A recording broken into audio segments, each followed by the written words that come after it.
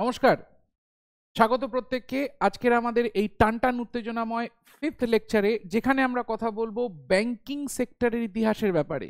বন্ধুরা, তোমরা প্রত্যেকেই জানো এই ব্যাংকিং সেক্টরের যে ইতিহাস সেটা শুধুমাত্র WBCS নয়, প্রত্যেকটা সরকারি চাকরির পরীক্ষায় কিভাবে ঘুরিয়ে ফিরিয়ে আসে। আজকে আমরা কথা বলবো যে হিস্ট্রি অফ ব্যাংকিং এ কিভাবে আমাদের যে সমস্ত নাম করা তাবড় তাবড় ব্যাংকগুলো রয়েছে সেগুলো এসেছিল, তাদেরকে জাতীয়করণ করার প্রসেসটাই বা কি ছিল, এবং তার সঙ্গে সঙ্গে কিছু কিছু টুকিটাকি ইনফরমেশন যেগুলো এই সমস্ত ব্যাংকগুলোকে মাথায় রাখতে হবে, যে এইখান থেকে প্রশ্ন কিন্তু আসতে পারে।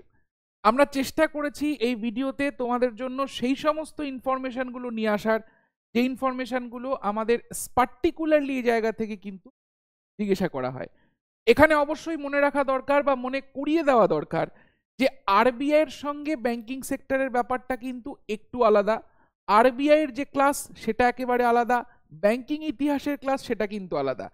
এখানে আমরা বেসিক্যালি কথা বলবো যে সমস্ত ব্যাংকগুলোকে নিয়ে, সেইগুলো হচ্ছে আমাদের এসবিআই, তার ইতিহাস কি।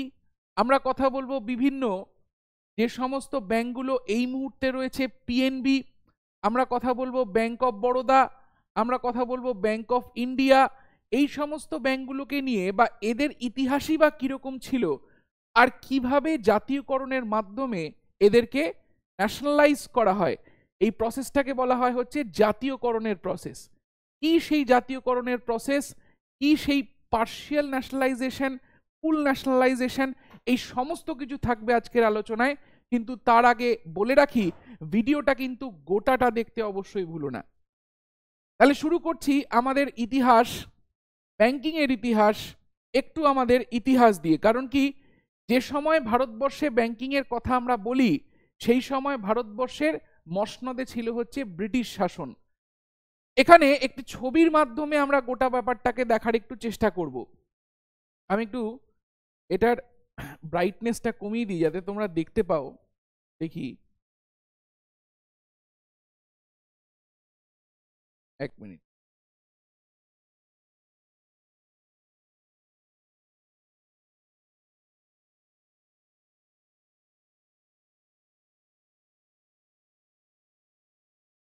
এবার কি ভিজিবল হয়েছে? এবার আশা করছি একটু ভিজিবল হয়েছে মনে হয়।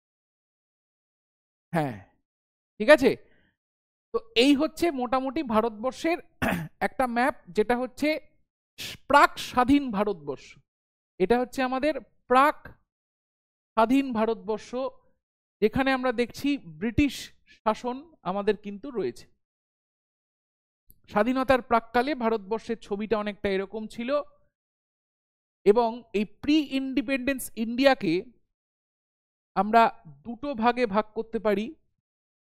একটা হচ্ছে একটা গ্রুপ যেগুলো হচ্ছে এই ইয়েলো, হলুদ রঙের যেগুলো, সেইগুলো হচ্ছে আমাদের কি না, সেইগুলো হচ্ছে আমাদের princely states.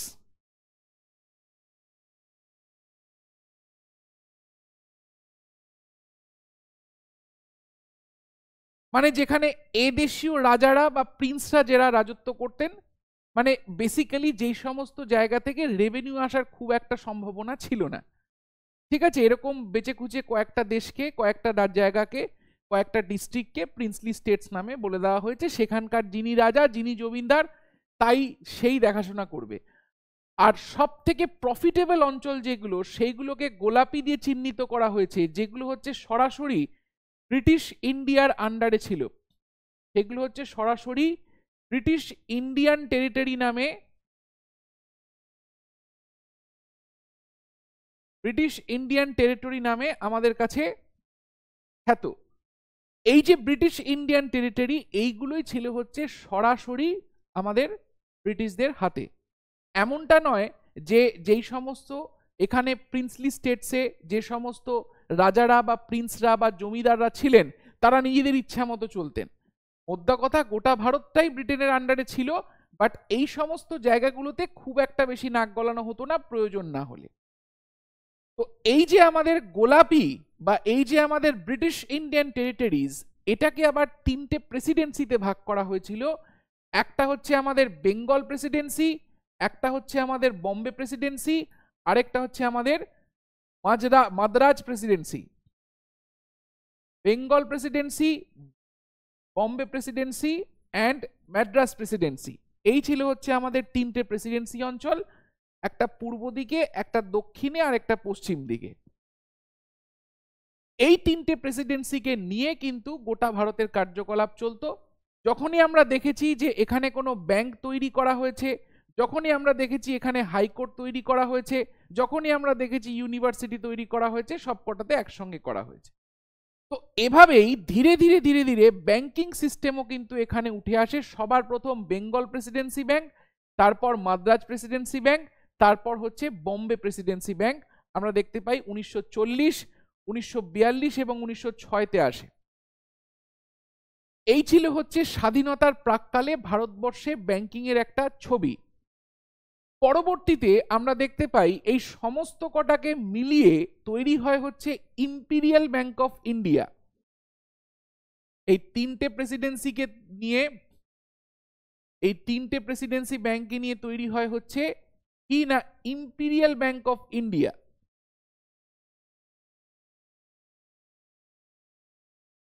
Imperial bank of India, এবং এর ওপরে বেশ কিছু গুরু দায়িত্ব দেওয়া হয়। সেই সময়কার ভারতবর্ষের বেশ কিছু গুরু দায়িত্ব, যার মধ্যে টাকা ছাপানোর অধিকারও কিন্তু এই ইম্পিরিয়াল ব্যাংক অফ ইন্ডিয়াকে দেওয়া হয়। ঠিক আছে, ভারতীয় মুদ্রা। এই ছিল মোটামুটি ব্যাপার। পরবর্তীকালে যখন আমরা দেখতে পাই যে ভারতবর্ষ স্বাধীন হয়, তখন এই ইম্পিরিয়াল ব্যাংক অফ ইন্ডিয়াকে নিয়ে আসা হয় হচ্ছে আমাদের ভারতবর্ষের আওতায়, এবং এটাকে বলা হয় হচ্ছে স্টেট ব্যাংক অফ ইন্ডিয়া। এটাই পরবর্তীকালে স্বাধীনতার পরে এটাই আমাদের স্টেট ব্যাংক অফ ইন্ডিয়া নামে আমাদের সামনে উঠে আসে। তো এই হচ্ছে মোটামুটি ভাবে আমাদের একটা ওপর দিয়ে ব্যাপার স্যাপার যেটা আমরা দেখলাম।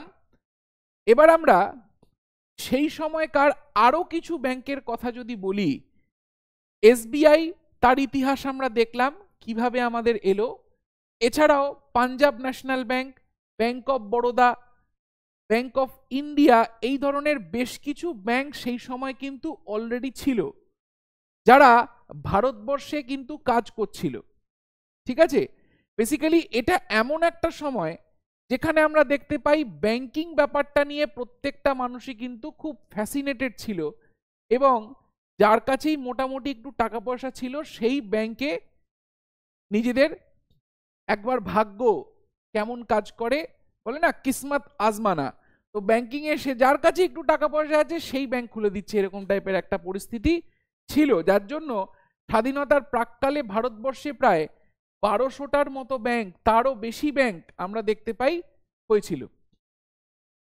ঠিক আছে, কিন্তু এখানে বেশ কিছু প্রবলেমস ছিল, যে প্রবলেমগুলোর জন্য আমাদের তৎকালীন সরকার এবং পরবর্তীকালে সরকারকে কিন্তু বেশ কিছু সমস্যার সম্মুখীন হতে হয়।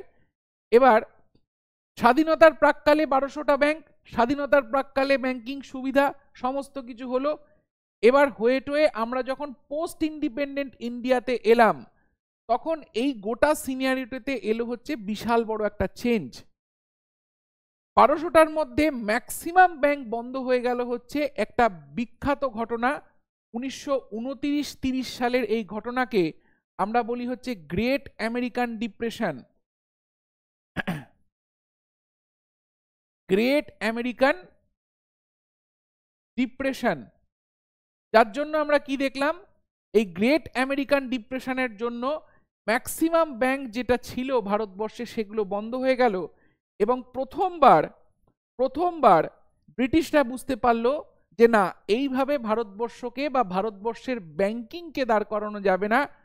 যার জন্য এই পরিস্থিতি থেকে বের করার জন্য একটি নতুন আমব্রেলা অর্গানাইজেশন বা ছাতা সংস্থা, যে ভারতবর্ষের অর্থ ব্যবস্থাকে যে কোনো দুর্যোগ থেকে বাঁচাবে, সেরকম একটি সংস্থা তৈরি করার কথা বলা হলো। এবং সেই অনুযায়ী হিল্টন ইয়াং কমিশন 1934 সালে একটি নতুন সংস্থা তৈরি করার কথা বলা হলো, যাকে বলা হলো RBI, reserve bank of India act. British পার্লামেন্টে পাশ হলো, এবং 1935 সালে আমরা দেখতে পারলাম আরবিআই স্টার্টেড ফাংশনিং, কাজ করা শুরু করলো।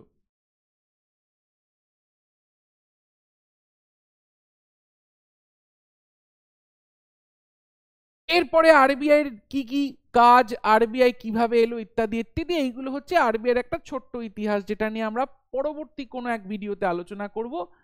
আপাতত আমাদের ফোকাস হচ্ছে বাকি ব্যাংকগুলো, যেগুলো এই 1200টা ব্যাংকের মধ্যে নয়। তো স্বাধীন ভারতবর্ষে ব্যাংকিং পরিষেবার মধ্যে স্বাধীন ভারতে সেই সময় কয়েকটা ব্যাংক যেগুলো চলছিল, যার মধ্যে SBI, PNB, bank of Baroda এরকম কিছু ছিল। কিন্তু তাদের মধ্যেও কিন্তু বেশ কিছু সমস্যা আমরা দেখতে পাচ্ছিলাম। ঠিক আছে, তাদের মধ্যেও কিন্তু বেশ কিছু সমস্যা আমরা দেখতে পাচ্ছিলাম। যেমন এরা শুধুমাত্র হায়ার যে ক্লাস রয়েছে তাকেই কি করত, তাকেই এরা ক্যাটার করত। কেন ভাই, কেন? কারণটা খুব সোজা। ব্যাংকিং এর আসল গল্পটা কিসের? না, ব্যাংকিং এর আসল গল্প হচ্ছে যে তুমি টাকা ধার দিচ্ছ, সেই টাকা কেউ নিচ্ছে, সে তার উপরে একটা ইন্টারেস্ট দিচ্ছে। তো এইভাবে তোমার যে টাকা রয়েছে সে তোমাকে সুদ কামিয়ে দিচ্ছে। এক কথায় সুদের যে ব্যবসা সেটাই ব্যাংক করে থাকে। ঠিক আছে, এটাই হচ্ছে ব্যাংকের মেন প্রোডাক্ট বা মেন ব্যবসা। এবার স্বাভাবিক ব্যাপার, যত বেশি হায়ার ক্লাস, যত বেশি সিকিউরড ক্লাস, অ্যাফিউলেন্ট ক্লাসকে আমি টাকা দিতে পারবো, তত বেশি তারা আমি যা ইচ্ছে তাই আমাদের ইন্টারেস্ট রাখতে পারবো এবং তারাও সেটা পে করবে। আমি যদি কোনো এক গরিবকে, আমি যদি কোনো এক হতদরিদ্র মানুষকে লোন দিই, ধার দিই, তাহলে কি জানি সে টাকা আদৌ ফেরত আসবে কিনা। যার জন্য খুব স্বাভাবিকভাবেই সেই সময়কার যারা ব্যাংক ছিল বা যারা এই ব্যবস্থায় অপারেট করছিল, তারা প্রত্যেকেই হায়ার সেকশন অফ দ্য সোসাইটিকে কেটার করছিল। কোনো রকম কোনো রুরাল পেনেট্রেশন বা গ্রামীণ দিকে তাদের যাওয়ার বা কাজ করার কোনো ইচ্ছা ছিল না। ভারতবর্ষ তখন স্বাধীন একটা দেশ। ভারতবর্ষ স্বাধীন দেশে স্বাধীনভাবে এগিয়ে যাওয়ার জন্য, তার স্ট্রং ইনফ্রাস্ট্রাকচারের জন্য, সেটা তুমি এগ্রিকালচারের দিক থেকেই বলো, সেটা তুমি ইন্ডাস্ট্রির দিক থেকেই বলো, ভাই প্রয়োজন তো আছে টাকা পয়সার, নাকি? নাহলে আমি কি করে আমার গোটা ইনফ্রাস্ট্রাকচারটা দাঁড় করাবো? কিসের ওপর ভিত্তি করে দাঁড় করাবো? সম্ভব না। তখন আমরা দেখলাম যে ভারতবর্ষের যে পঞ্চবার্ষিকী পরিকল্পনার মাধ্যমে ভারতকে এগিয়ে নিয়ে যাওয়ার একটা পরিকল্পনা চলছে, সেখানেও বাদ সাধতে শুরু করলো এই সমস্ত ব্যাংকগুলো। মানে এক কথায় তারা কোনোভাবেই চাইছিল না, যে নিজের মুনাফার জায়গাটা থেকে তারা বেরোক। সরকার দেখলে এটা তো খুব বড় সমস্যা। ভারতবর্ষের ব্যাংকগুলোকে যদি ধরে ধরে নিয়ে আসতে হয় ভারতবর্ষের জন্য কাজ করতে, তবে তো মুশকিল। এছাড়াও আরেকটা ভিশিয়াস নেক্সাস কাজ করছিল এই সমস্ত ব্যাংকিং ব্যাপারে, ব্যাংকিং পরিষেবায়। এবার এই ভিশিয়াস নেক্সাসের ব্যাপারটা কি সেটা একটু আমরা ডিটেলসে বুঝবো। সেখানে আমরা দেখতে পারবো কি না, সেখানে আমরা দেখতে পারবো যে একটা ব্যাংক বা একটা সংস্থা কিভাবে তৈরি হয়। একটা ব্যাংক বা যে কোনো একটা অর্গানাইজেশন, কর্পোরেট বলো, সে তৈরি হয় হচ্ছে তার কিছু শেয়ার হোল্ডার দিয়ে, তাই তো? কিছু শেয়ার হোল্ডার দিয়ে। এবার যে কোনো কোম্পানিরই 100% শেয়ার থাকে যার কাছে, সেই কোম্পানির মালিক হয়। এবার শেয়ার হোল্ডার যারা থাকে তারা কি করে, তারা ধীরে ধীরে সেই মালিকের থেকে শেয়ার কিনতে থাকে। তো কেউ তোমার 10%-এর মালিক, কেউ 5, কেউ 3, কেউ 2.5, কেউ 20, কেউ 25, এইভাবে পুরো শেয়ার মার্কেটের পুরো ব্যাপারটা চলে। শেয়ার হোল্ডারদের নিয়ে সেই কোম্পানি তৈরি হয়। এদের মধ্যে যারা লার্জেস্ট শেয়ার হোল্ডার্স থাকে, মানে যারা সিগনিফিকেন্ট অ্যামাউন্ট যাদের কাছে থাকে, ধরো একটা কোম্পানির তুমি 15% বা 20% শেয়ার হোল্ডিং করছো, তার মানে সেই কোম্পানি কি তার পলিসি নেবে না নেবে তার উপরে তোমার অধিকার রয়েছে জানার। তুমিও তো মালিক, তুমি কোম্পানির 15%-এর মালিক, মানে তোমারও অধিকার রয়েছে যে কোম্পানি আগামী দিনে কোন পথে এগোচ্ছে, আদৌ সেটা ভায়াবল কিনা, না কোম্পানি বন্ধ হয়ে যাবে, তোমার টাকা ডুবে যাবে, জানার অধিকার রয়েছে। তো এই জন্য এরকম বেশ কিছু লোককে শেয়ার হোল্ডার থেকে বেছে নিয়ে তৈরি হয় হচ্ছে কোম্পানির বোর্ড অফ ডিরেক্টরস, যে কোম্পানি কোন দিকে এগোবে সেই দিশা নির্দেশ করে। বোর্ড অফ ডিরেক্টরস কি করে না, কোম্পানির যে চিন্তা ভাবনা, কোম্পানির যে ডাইরেকশন, সেই ডাইরেকশন বা বলতে পারো কোম্পানির যে পলিসি, সেই পলিসি তৈরি করে হচ্ছে এই বোর্ড অফ ডিরেক্টরস। করতে এলো এই পলিসি মেকাররা, যারা শেয়ার হোল্ডার তাদের থেকেই বাছাই করে এই পলিসি মেকারদের তৈরি করা হলো, এবং তাদের একজন চেয়ারম্যান, বোর্ড অফ ডিরেক্টরের চেয়ারম্যান নিয়োজিত করা হলো, যে এই গোটা বোর্ডের মিটিংটাকে সময় সময় কন্ডাক্ট করবে, ডাকবে, কনক্লুড করবে, ইত্যাদি যা হয় আর কি। ঠিক আছে, রিসেন্টলি এরকম বেশ কিছু সংস্থা সম্পর্কে তোমরা হয়তো নিউজে এই জিনিসগুলো দেখবে, যে অমুক বোর্ড অফ ডিরেক্টর থেকে অমুককে বের করে দেওয়া হয়েছে, এটা কিভাবে সম্ভব? তো বুঝতে পারছো, যারা কোম্পানির স্টেক হোল্ডার, শেয়ার হোল্ডার, তারাই একমাত্র বোর্ড অফ ডিরেক্টরে থাকতে পারে। পরিষ্কার? এবার ধরো এই বোর্ড অফ ডিরেক্টরে 10 জন মেম্বার রয়েছে, যে 10 জন মেম্বার এসছে হচ্ছে কোথা থেকে না, এই শেয়ার হোল্ডার থেকে, এবং তাদের যে মাথা রয়েছে সে হচ্ছে একজন চেয়ারম্যান, এরা ঠিক করছে পলিসি। এইবার এই যে পলিসিটা ঠিক করা হলো, এইটাকে ইমপ্লিমেন্ট করার জন্য মানে কোম্পানিটাকে রোজ চালাতে হবে, তো বোর্ড অফ ডিরেক্টর তো ভাই মালিক, মালিক কোথায় দোকানে রোজ বসে?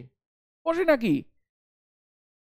বড় বড় কোম্পানি লক্ষ লক্ষ কোটি কোটি টাকা যে কামাচ্ছে, তাদের মালিককে তুমি দেখতে পাবে না। ওই বোর্ড অফ ডিরেক্টরের মিটিং এ বছরে 2বার 3বার 4বার কি 5বার, দে আর জাস্ট ইনভেস্টার্স। পলিসি ঠিক করা হলো, এবার ডে টু ডে এর জন্য তারা সিইও, চিফ এক্সিকিউটিভ অফিসার, যে গোটা জিনিসটাকে দেখবে, তার আন্ডারে বিভিন্ন এক্সিকিউটিভ স্টাফ যারা পুরো জিনিসটাকে দেখবে, তার নিচে ক্লেরিক্যাল স্টাফস। ঠিক আছে, এইভাবে গোটা একটা অর্গানাইজেশন তারা রাখবে, যারা এই যে পলিসিগুলো তৈরি হলো সেই পলিসিগুলোকে কি করবে, ইমপ্লিমেন্ট করবে। মানে এক কথায় এরা হচ্ছে তোমার থিঙ্ক ট্যাঙ্ক, আর এরা হচ্ছে ইমপ্লিমেন্টেশন বডি।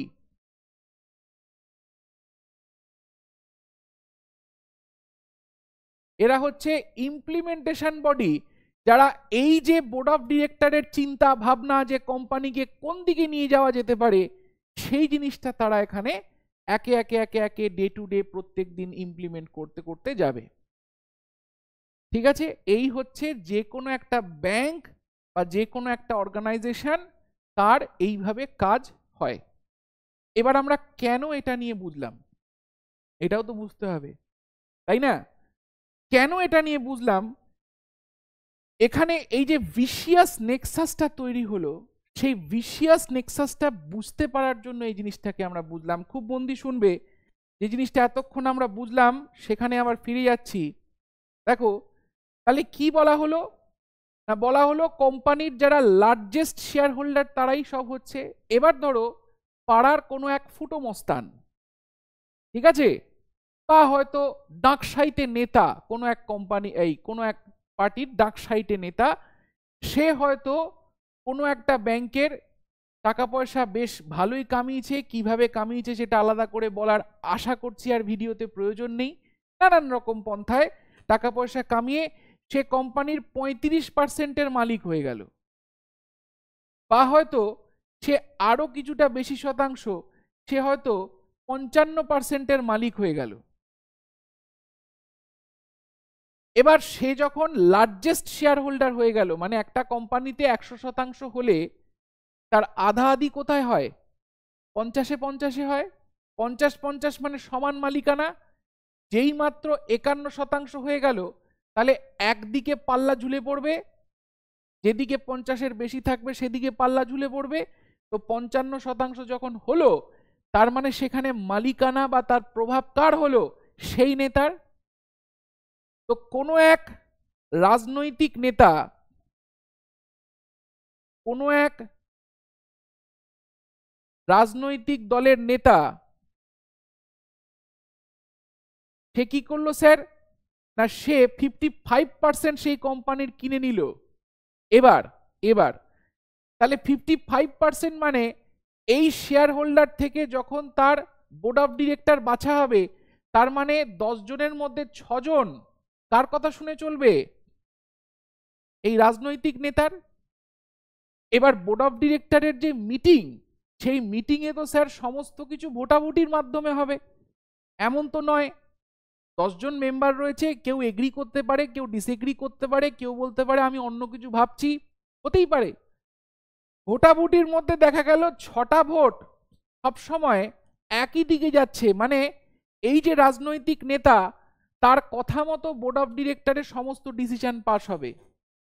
স্বাভাবিক ব্যাপার, বোর্ড অফ ডিরেক্টরের সব থেকে ইম্পর্টেন্ট মুখ্য ডিসিশন হচ্ছে চেয়ারম্যানকে, তাহলে চেয়ারম্যানও তাহলে 6টা ভোটে এই ভদ্রলোকের চেনা লোকই হবে।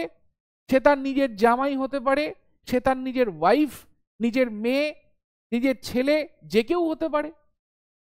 এবার যখন বোর্ড অফ ডিরেক্টর চেয়ারম্যান ভদ্রলোকের কথা শুনে চলছে, তার মানে যে তোমার সিইও অ্যাপয়েন্ট করলো আমাদের বোর্ড অফ ডিরেক্টর, যাকে দায়িত্ব দেওয়া হলো ভাই ডে টু ডে কাজগুলো দেখবি, সেও তাহলে কার আন্ডারে চলে এলো। ঠিক এবার যে সিইও তার এক্সিকিউটিভ নেবে, কার আন্ডারে চলে এলো, আমার এক পিস্ততো ভাই আছে, ভাই দেখে দে না, হয়ে গেল। ঠিক আছে, যে ক্লারিক্যাল জব, আমাদের বাড়ির কাজের মেয়েটা খুব ভালো কাজের মেয়ে, ওকে একটু ব্যবস্থা করে দে, ঠিক আছে, হলো। তাহলে এই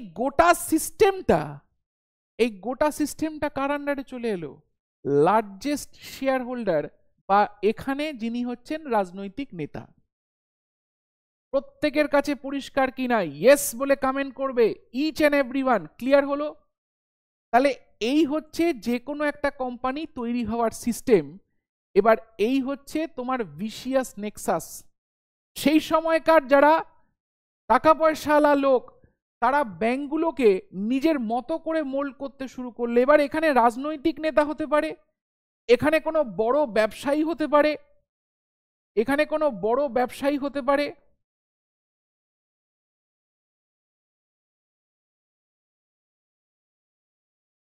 কি বলছে স্যার, রাজনৈতিক নেতা বলছে আমার অমুক একজন যাবে, একটু ওকে লোনটা করিয়ে দে, আমার তমুক একজন যাবে, একটু লোনটা করিয়ে দে। তাহলে টাকাটা কার, জনতার।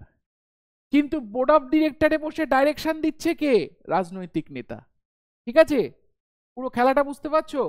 একইভাবে কোনো বড় ব্যবসায়ী লার্জেস্ট চাঙ্ক হোল্ডার হলো, তার কথা মতো বোর্ড অফ ডিরেক্টরে লোক গেল, তার কথা মতো চেয়ারম্যান, তার কথা মতো সিইও, তার কথা মতো সমস্ত কেউ। তাহলে সেই ব্যবসায়ী যদি বলে আমি অমুক জায়গায় একটা রেল প্রজেক্ট বানাবো ভাই, লোন লাগবে, আমি অমুক জায়গায় একটা ব্রিজ বানাবো ভাই, লোন লাগবে, কি তাই তো? তাহলে প্রত্যেকটা মানুষ এখানে নিজের স্বার্থ চরিতার্থ করতেই ব্যাংকটাকে ইউজ করছে।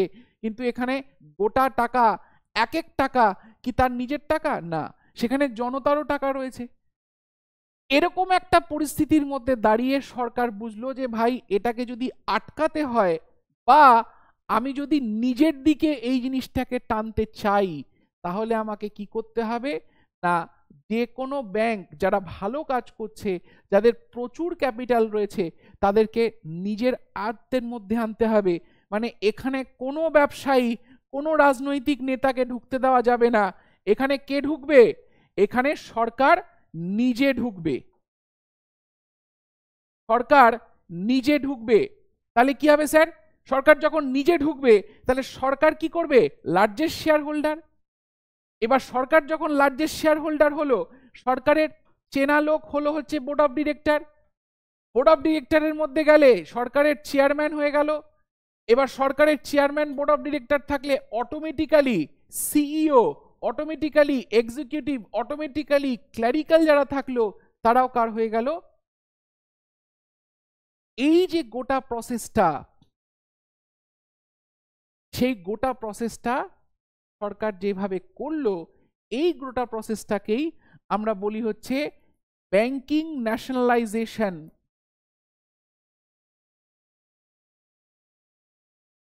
বা এক কথায় যেটাকে আমরা বলি হচ্ছে জাতীয়করণ। এবার শুধুমাত্র ব্যাংকিং কেন, এইভাবে শুধুমাত্র ব্যাংক তো নয়, একটা সময় বিভিন্ন সংস্থাকে জাতীয়করণ করা হয়েছে, সেম প্রসেস। জাস্ট ওই কোম্পানি বা ওই অর্গানাইজেশনের আমি কি করলাম, মেজরিটি শেয়ার হোল্ডার হয়ে গেলাম, মোর দ্যান 51%।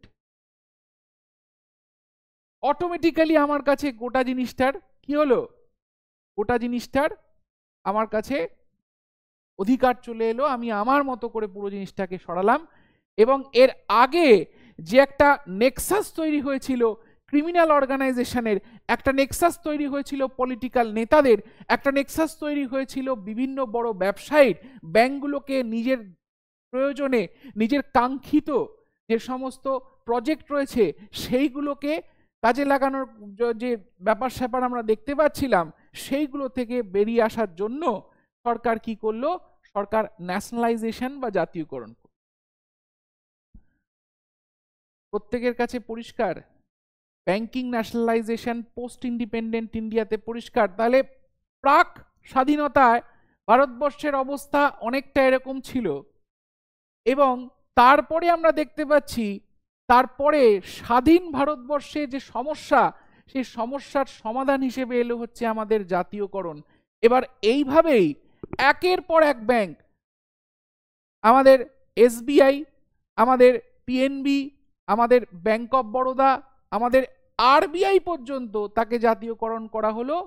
কেন না সরকার নিজের মতো করে গোটা সিস্টেমটা নিজের মতো করে নিয়ে যাবে বলে ঠিক করেছিল। পরিষ্কার হচ্ছে প্রত্যেকের কাছে? এই all clear? Any question still now? ঠিক আছে, আচ্ছা, তাহলে এর পরে কি হলো একবার আমরা একটু দেখে নেব।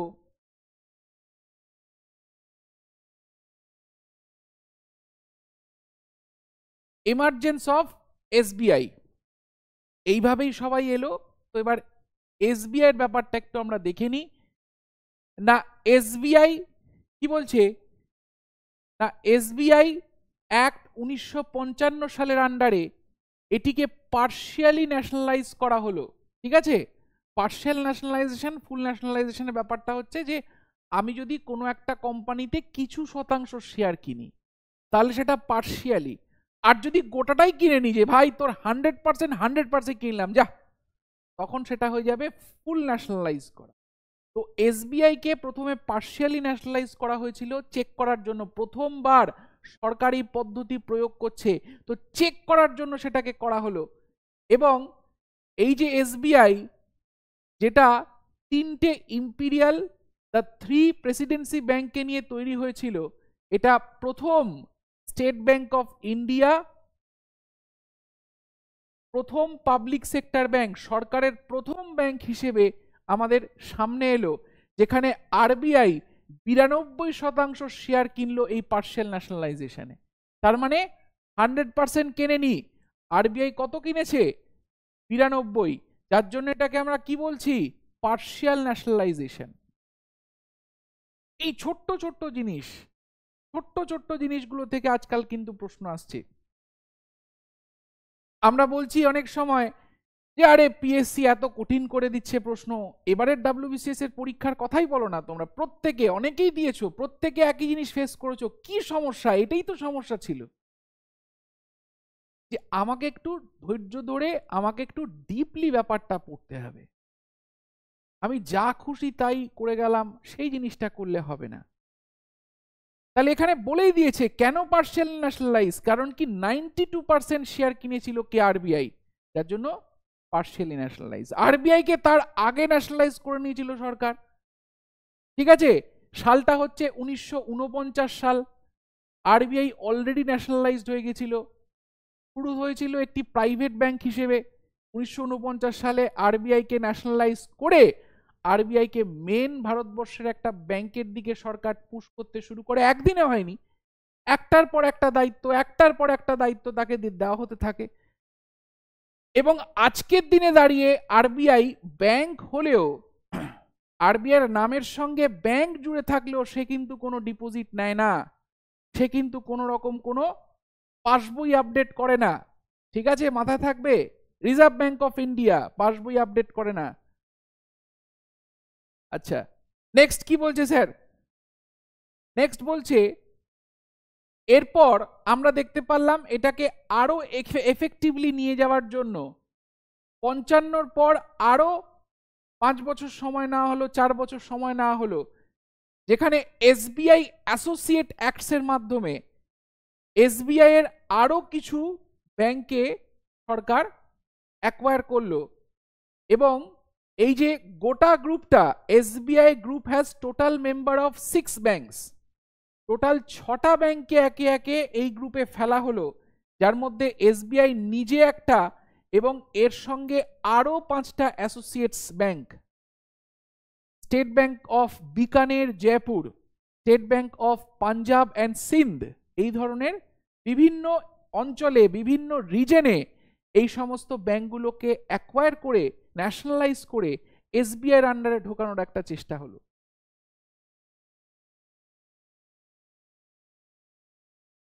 বর্তমানে কি হয়েছে না 2017 সালের ফেব্রুয়ারি মাসের যদি কথা বলি, এবার এই যে গোটা ব্যাপারটা, এই যে এতগুলো বিশাল একটা এসবিআই তখন লার্জেস্ট লেন্ডার, সব থেকে বড় পাবলিক সেক্টর ব্যাংক, সেখানে দাঁড়িয়ে এসবিআই এর এই যে গোটা অপারেশনটা, এটাকে একটা জায়গায় সীমিত করার জন্য, স্ট্রিমলাইন করার জন্য কি করা হলো, নাও এসবিআই কে একটা সিঙ্গেল এন্টিটি করে দেওয়া হলো এবং দেয়ার আর নো অ্যাসোসিয়েটস লেফট। এই যে 5 জন অ্যাসোসিয়েটকে নেওয়া হলো তাদেরকে মার্জ করে দেওয়া হলো। এই মার্জারের যে ব্যাপারটা, সেটা সাজেশন দিয়েছিলেন হচ্ছে আমাদের নরসিংহান কমিটি 2, ঠিক আছে, ওই একই এম নরসিংহান, ঠিক আছে, ওই নরসিংহান যে ভদ্রলোক ছিলেন তিনি দুবার তাকে দিয়ে কমিটি তৈরি করানো হয়েছিল নিউ ইকোনমিক ইরা, নতুন অর্থনৈতিক ইরার জন্য। নতুন নির্বাচিত সরকার কে, আমাদের মনমোহন সিং ফিনান্স মিনিস্টার এবং তার সঙ্গে সঙ্গে নরসিংহা রাও আমাদের প্রধানমন্ত্রী, তাদের নেতৃত্বে আমরা দেখলাম এই কমিটি, নরসিংহান কমিটি, যাকে দায়িত্ব দেওয়া হলো যে নতুন ভারতের যে অর্থনৈতিক ব্যবস্থা সেটাকে আবারও সুন্দর করে গুছিয়ে, সুন্দর করে সাজিয়ে তোলার একটা ব্যবস্থা করা হোক। একটার পর একটা রেকমেন্ডেশন এবং সেগুলোকে ফলো আজও করা হচ্ছে। তো ব্যাংকিং এর জন্য এদেরকে আবারও বলা হলো যে দাদা ঠিক আছে, আপনি তো গোটা ফিনান্সিয়াল অর্থনৈতিক ব্যবস্থাটা নিয়ে বললেন, পার্টিকুলারলি ব্যাংকিং এর জন্য কি কি করা উচিত, সেখানেও বেশ কিছু কথা তারা বলেছিলেন, সেটা আমরা দেখবো একটু পরেই, যে তিনি যে রিফর্মগুলো সাজেস্ট করেছিলেন সেইগুলো কি কি। ঠিক আছে, আচ্ছা, এবার কি করা হলো,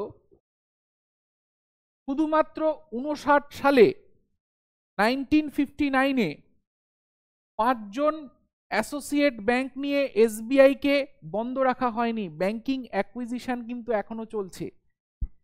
ব্যাংকিং সেক্টরের সরকার কিন্তু এখনো কিছু না কিছু ভেবে যাচ্ছে, কারণ কি সরকার বুঝতে পারছে যেটা ভবিষ্যতে গিয়ে একটা রোবাস্ট আকার নেবে, যার জন্য এরপরে শুরু হলো হচ্ছে কমপ্লিট ন্যাশনালাইজেশন প্রসেস।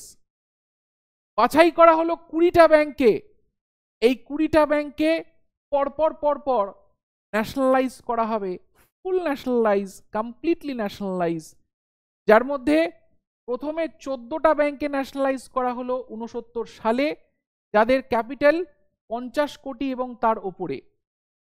তার ঠিক 10 বছরের মাথায়, মানে 11 বছরের মাথায় 1980 সালে আমরা দেখতে পাচ্ছি আরো 6টা ব্যাংকে করা হলো, যাদের ক্যাপিটাল হচ্ছে 200 কোটি এবং তার উপরে। এবার এই যে গোটা ন্যাশনালাইজেশন প্রসেস হলো, একদিকে থাকলো হচ্ছে এসবিআই প্লাস তার 5 জন অ্যাসোসিয়েট মিলে গোটা এসবিআই ইউনিট, আর তার সঙ্গে যুক্ত হলো হচ্ছে তোমার আরো 20টা ব্যাংক। এই সমস্ত কটা ছিল হচ্ছে পাবলিক ব্যাংক বা গভর্নমেন্ট ব্যাংক। সরকার এরপর আর কাউকে কোনো রকম ভাবে এন্টারটেইন করতে চাইলো না, না প্রাইভেট না ফরেন, নাথিং। সরকার বলল সমস্তটাই আমরা দেখব, কোনো ছাড়াছাড়ির ব্যাপার নেই। বলা হলো after the nationalisation the government stopped opening banks, কোনো রকম কোনো নতুন ব্যাংকে জায়গা দেওয়া হবে না, whether it's private or it's foreign. খুব লিমিটেড ভাবে তারা কিছু কিছু ব্যাংক যারা আগে ছিল তাদেরকে ঠিক আছে চলছে ভাই চলতে দে এরকম টাইপের ব্যাপার করে একটা ব্যবস্থা করা হলো। কিন্তু এই যে একটা ক্লোজড ইকোনমিক ব্যাপার, ক্লোজ মানে কি আমরাই সব, আমরা স্বনির্ভর, আমাদের কারোর উপর নির্ভরতার প্রয়োজন নেই, এই যে একটা ব্যাপার স্যাপার সরকারের মধ্যে আসতে শুরু করলো, এই যে ক্লোজড ব্যাপারটা হতে শুরু করলো, এইখান থেকে কিন্তু ভারতবর্ষের অর্থনীতি ধীরে ধীরে ধীরে ধীরে পতনের দিকে গেল। এবং শেষমেশ 1990-এর দশকে যখন আমরা বিওপি ক্রাইসিসের সম্মুখীন হলাম, সেই বিওপি ক্রাইসিসে আমরা দেখতে পারলাম যে আইএমএফ এর থেকে টাকা নিতে আমরা বাধ্য হলাম। কারণ কি, নয়তো ভারতবর্ষের অর্থনীতিকে বাঁচানো কোনোভাবেই যেত না। তখনই আইএমএফ বেশ কিছু শর্ত রাখলো যে ভারতবর্ষ ভবিষ্যতে যেন এই বিওপি ক্রাইসিসের সম্মুখীন না হয় তার জন্য বেশ কিছু মেজারমেন্ট তাকে নিতে হবে। এবং আইএমএফ এর এই শর্তাবলীর সঙ্গে মাথায় রেখেই এই শর্তাবলীগুলোকে লাগু করার উদ্দেশ্যেই নারসিমহান কমিটি ডেকে আনা হলো। বলছে এই যে নতুন ইকোনমিক ইরা, নারসিমহান কমিটির সুপারিশে আবার যে নতুন ইরা, যেখানে আমরা লিবারালাইজেশন, প্রাইভেটাইজেশন, গ্লোবালাইজেশনের দিকে এগোচ্ছিলাম, ক্লোজনেস থেকে ওপেনের দিকে মুভ করছিলাম, এই সময়কারই প্রথম যে ব্যাংক, যখন প্রথম আবার নতুন করে ব্যাংকগুলোকে খুলতে দেওয়ার কথা বলা হচ্ছে, সেই সময়কার প্রথম ব্যাংক হচ্ছে ইউটিআই ব্যাংক, যাকে আজকের দিনে দাঁড়িয়ে আমরা অ্যাক্সিস ব্যাংক নামেও জেনে থাকি। বুঝতে পারছি তো? এতক্ষণে তোমরা অবশ্যই বুঝতে পেরেছো যে ব্যাংকিং এর ইতিহাস এবং আরবিআই এর গোটা ব্যাপারটাই কিন্তু আলাদা। আরবিআই যখন আমরা পড়ি তখন repo rate, reverse repo rate, MSF ইত্যাদি ইত্যাদি নিয়ে কথা বলি, যেগুলো আরবিআই টুলস, আরবিআই যেগুলো বিভিন্ন রকম ভাবে ব্যবহার করে মার্কেটে। অন্যদিকে এই যে হিস্ট্রি অফ ব্যাংকিং সেগমেন্টটা কিন্তু পুরোপুরিভাবে আলাদা। কিভাবে ভারতবর্ষে ব্যাংকিং সেগমেন্টটা তৈরি হলো, কিভাবে সেই জিনিসটাকে নিয়ে আসা হলো, কি ছিল তার ইতিহাস, কিভাবে প্রাইভেট ব্যাংকগুলোকে পাবলিক করা হলো, আবারও কিছু কিছু নতুন প্রাইভেট ব্যাংকে জায়গা করে দেওয়া হলো, এই সমস্তটা থাকবে হচ্ছে আমাদের ব্যাংকিং ইতিহাসের মধ্যে। আরো কিছু কিছু জায়গা যেরকম আরআরবি, রিজনাল রুরাল ব্যাংক, সরকার বলল যে শুধুমাত্র প্রাইভেট ব্যাংকগুলোকে ন্যাশনালাইজ করে সরকার নিজের মতো করে চালাবে তা নয়, আমাদেরকে পার্টিকুলারলি আরো বেশি করে কাজ করতে হবে রুরাল সেগমেন্টে। কারণ কি, ভারতবর্ষের অর্থনীতির একটা বিশাল চাঙ্ক গ্রামে বসবাস করে। 1975-এর 2রা অক্টোবর শুরু হলো হচ্ছে আমাদের রিজনাল রুরাল ব্যাংক, প্রথম রিজনাল রুরাল ব্যাংক এলো। এদের কাজ কি?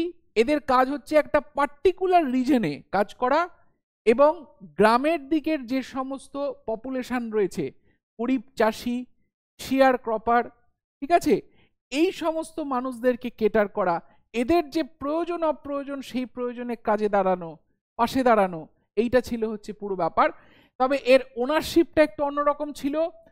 50% এই ব্যাংকগুলোর ওনারশিপ ছিল হচ্ছে সরকারের, 15% ছিল হচ্ছে স্টেট গভর্নমেন্টের, এবং স্পন্সর ব্যাংক, কারা স্পন্সর ব্যাংক? যেগুলো অলরেডি প্রতিষ্ঠিত ব্যাংক, যেরকম এইচডিএফসি, যেরকম এসবিআই, যেরকম আইসিআইসিআই, অ্যাক্সিস ব্যাংক, এরা হচ্ছে কি, এরা হচ্ছে প্রত্যেকে প্রতিষ্ঠিত ব্যাংক। তারা কি করলো, তারা এই নতুন নির্মিত যে রিজনাল রুরাল ব্যাংক সেইগুলোকে বিভিন্ন রকম ভাবে সাহায্য করলো, টেকনিক্যাল সাপোর্ট, তারা যে সমস্ত কর্মচারী সেখানে রইল তাদেরকে বিভিন্ন রকম ট্রেনিং প্রোগ্রামের মাধ্যমে কিভাবে আদপেও কাজ করতে হয়, কিভাবে একটা ব্যাংক তার ইন্টারেস্ট ঠিক করে, কিভাবে সে তার ইন্টারেস্টগুলো মানুষজনের কাছ থেকে তুলে নিয়ে আসে, সমস্ত কিছু একটা পুরো সিস্টেম শেখানোর জন্য থাকলো হচ্ছে স্পন্সর ব্যাংক। তো তাদের 35%, মানে এখানে 65% থাকলো হচ্ছে সরকারের, আর 35% থাকলো হচ্ছে যে তোমার স্পন্সর ব্যাংক সে। ঠিক আছে, RBIs don't have all India presence, এদের কিন্তু সমস্ত ভারতবর্ষ জুড়ে প্রেজেন্স নেই, এরা একটা পার্টিকুলার ফিউ সিলেক্টেড ডিস্ট্রিক্টস এর মধ্যে কিন্তু এরা কাজ করবে। এবার যখন দ্বিতীয়বার নরসিমহন কমিটি নিয়ে এলো, তখন নরসিমহন কমিটি বলল যে আরবিআই এর কনসেপ্টটা খুব ভালো, 1975 থেকে চলা শুরু হয়েছে, আর নরসিমহন কমিটি হচ্ছে আমাদের 96-97 সালে। সেই সময় যখন নরসিমহন এই গোটা সিস্টেমটাকে দেখছেন, তিনি বলছেন যে প্রচুর রিজনাল রুরাল ব্যাংক ঠিকমতো কাজ করতে পারতো কিন্তু করতে পারেনি, লসে গেছে, স্বাভাবিক ব্যাপার, গ্রামের দিকে সেই লোন দেওয়া হয়েছে, সেই লোন ফেরত আসেনি, গরিব চাষি, তার বৃষ্টি হয়নি বলে তার ফসল নষ্ট হয়ে গেছে, কিভাবে সে তার এগ্রিকালচারাল লোন ফেরত দেবে, কিভাবে, সম্ভব না। তো এরকম একটা পরিস্থিতিতে দাঁড়িয়ে সে বলল যে সাংঘাতিকভাবে ক্ষতিগ্রস্ত এই সমস্ত ব্যাংকগুলোকে চেষ্টা করা হোক নতুনভাবে রিভাইভ করার, এবং যদি পসিবল হয় তাহলে অবশ্যই যে স্পন্সার্ড ব্যাংকগুলো রয়েছে তাদের সঙ্গে মার্জ করে দেওয়ার, বা 2-3টে আরবিআইকে একসঙ্গে মার্জ করে দেওয়ার, আদারওয়াইজ এগুলোকে সাস্টেন করা বা সার্ভাইভ করা কিন্তু সম্ভব নয়। বুঝতে পারছি? এই মার্জার অ্যাকুইজিশনের যে পুরো রেকমেন্ডেশন, এটা কিন্তু আমাদের নরসিমহন কমিটি দিয়ে গেছে। তিনি আরো কিছু বলে গেছেন, খুব মন দিয়ে শুনবে। নরসিমহন কমিটি 2 1997 ডিসেম্বর মাসে set up a committee on banking sector, particularly banking সেক্টরের জন্য। এর আগে যেটা ছিল সেটা শুধুমাত্র ফিনান্সিয়াল সেক্টরের জন্য ছিল। 1998 এপ্রিলে এর রিপোর্টে বলে ভারতবর্ষের ব্যাংকিংকে 3 টিয়ার সিস্টেম, এই প্রশ্নটা এসছে, 3 টিয়ার সিস্টেম হিসেবে তৈরি করার, যেখানে টিয়ার 1-এ থাকবে 2 থেকে 3টে ব্যাংক, যেটা ইন্টারন্যাশনাল ওরিয়েন্টেশনে থাকবে, সবাই গিয়ে গাদাগাদি করে ভিড় করবে তা কিন্তু না। ন্যাশনাল লেভেলে 8 থেকে 10টা ব্যাংক, বর্তমানে খুব সম্ভবত, আমি যেটা যতটুকু আমি জানি, খুব সম্ভবত 12টা মতো ব্যাংক মাত্র রয়েছে।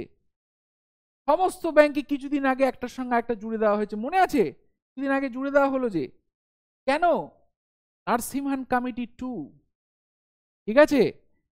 আর 3 টিয়ার, 3rd টিয়ার বলছে যে লোকাল লেভেলে লার্জ সংখ্যক ব্যাংক থাকবে, যারা লোকাল লেভেল অডিয়েন্সকে কেটার করবে। ন্যাশনাল লেভেলে লিমিটেড ব্যাংক, ইন্টারন্যাশনাল লেভেলে আরো লিমিটেড ব্যাংক, কিন্তু লোকাল লেভেলে লোকের কাছে যেন ব্যাংকিং এর কোনো সমস্যা না হয়, এইভাবে একটা ওয়েল স্ট্রাকচার্ড ওয়েতে একটা 3 টিয়ার ব্যাংকিং সিস্টেম তৈরি করার কথা নরসিমহন এখানে আমাদের বলছে।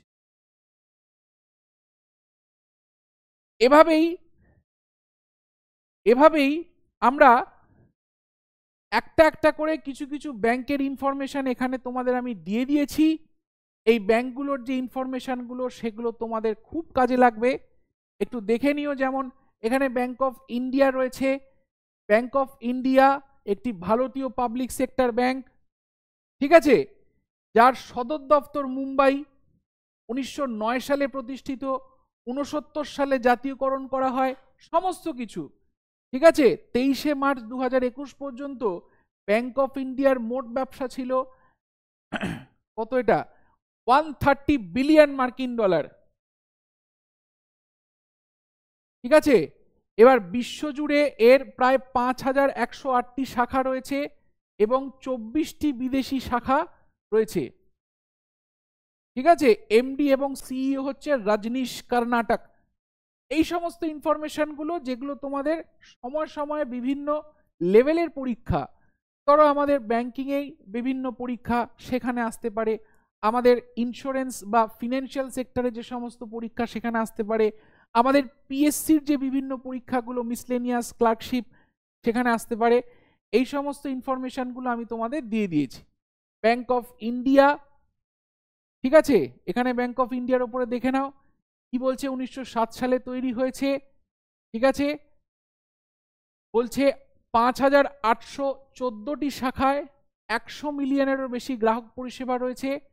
23 সাল অবধি এটাও 140 বিলিয়ন ডলার অবধি ছুঁয়েছে। 75টি দেশে রয়েছে, 227টি বৈদেশিক সংবাদ এর সঙ্গে জড়িত রয়েছে। 2019 সালের 30শে আগস্ট ভারতীয় অর্থমন্ত্রী ঘোষণা অনুযায়ী এলাহাবাদ ব্যাংক এর সঙ্গে এটাকে জুড়ে দেওয়া হয়েছে। ঠিক আছে, এই যে বললাম আমি বিভিন্ন ব্যাংকের সঙ্গে বিভিন্ন ব্যাংক জুড়ে দেওয়ার যে ব্যাপারগুলো, তো কিছু কিছু ব্যাংক নিয়ে এখানে আমি তোমাদেরকে ইনফরমেশন অলরেডি দিয়েছি, তোমরা অবশ্যই দেখো এবং এভাবেই আমাদের বিভিন্ন যে লেকচারগুলো রয়েছে সেই লেকচারগুলো ফলো করতে থাকো। কারণ কি এখানেই তোমাদের বেশ কিছু ইনফরমেশন তোমাদেরকে দিয়ে দেওয়া হবে যেগুলো আগামী পরীক্ষার জন্য কিন্তু ভীষণ গুরুত্বপূর্ণ। এখানে দেখো এইগুলোর তোমরা স্ক্রিনশট নিয়ে নিতে পারো, কোনো অসুবিধা নেই।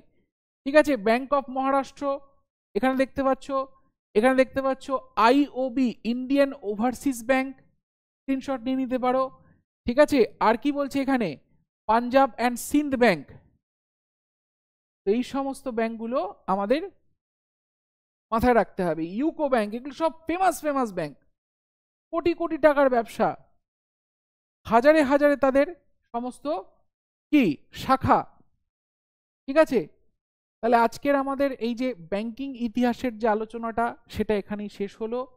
দেখা হচ্ছে আবার আগামী পর্বে নতুন আরো টান টান উত্তেজনাময় ভিডিও নিয়ে। আশা করছি এই গোটা সিরিজটা তোমাদের খুব কার্যকরী মনে হচ্ছে। অবশ্যই কমেন্টের মাধ্যমে জানিও কেমন লাগছে। দেখা হবে আবার নিশ্চয়ই। ধন্যবাদ।